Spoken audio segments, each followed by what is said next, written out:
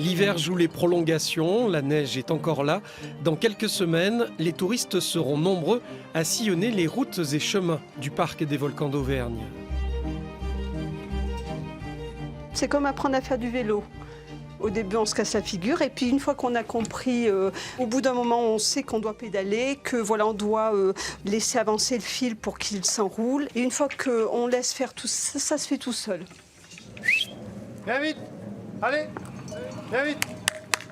Allez, allez. Claudine et Pierre Lassalas sont un troupeau de 55 brebis allaitantes, une reconversion. Auparavant, ils faisaient du fromage. Aujourd'hui, c'est pour la laine qu'ils élèvent des moutons.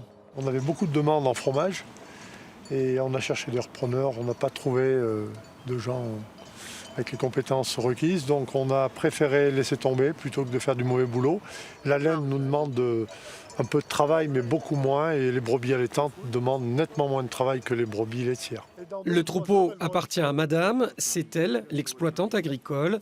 Une passion pour les ovins qu'elle a depuis toujours. Mon papa avait des moutons et depuis l'âge des 2 ans jusqu'à ce que je me marie, j'ai toujours vu des moutons à la maison et des brebis ravas.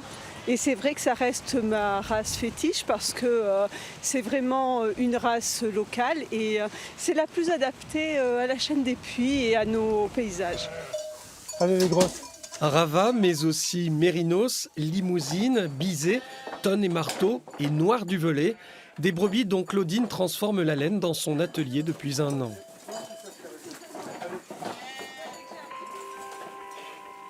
Une fois triée et lavée, la laine est cardée. Ça nous permet de commencer à aérer les fibres.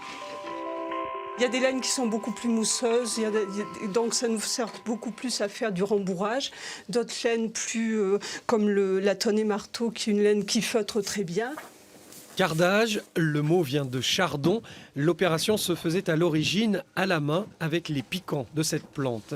Il s'agit de séparer les fibres toujours plus finement.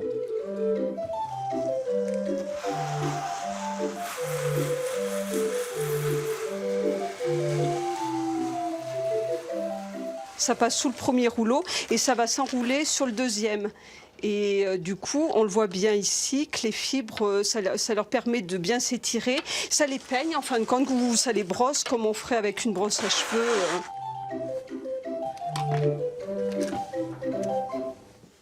Étape suivante, le filage de la laine. Lui aussi se fait de manière artisanale avec un rouet traditionnel. Le filage, je l'ai découvert il y a 7-8 ans. Je voulais pouvoir transformer la laine et j'ai toujours aimé tricoter. Donc je voulais savoir comment on passait de la toison brute au fil fini.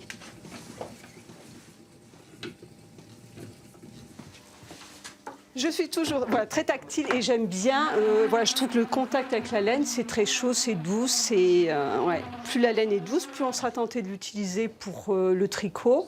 Et quand elle est plus rêche, on s'en servira plus pour faire un tapis ou de la déco. Ces brebis donnent 300 kg de laine chaque année. Claudine la vend brute, tissée, filée, en kit tricot ou transformée en une multitude d'objets, bonnets, écharpes, chaussons. Elle en fait même du feutre qui se transforme à son tour en bague, en cache-pot ou encore en photophore.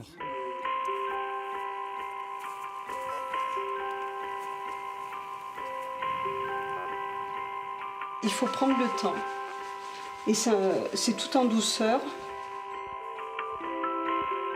On feutre toujours, on fait une couche d'encens. Une couche d'encens, il faut avoir vraiment les fibres des 2 côtés.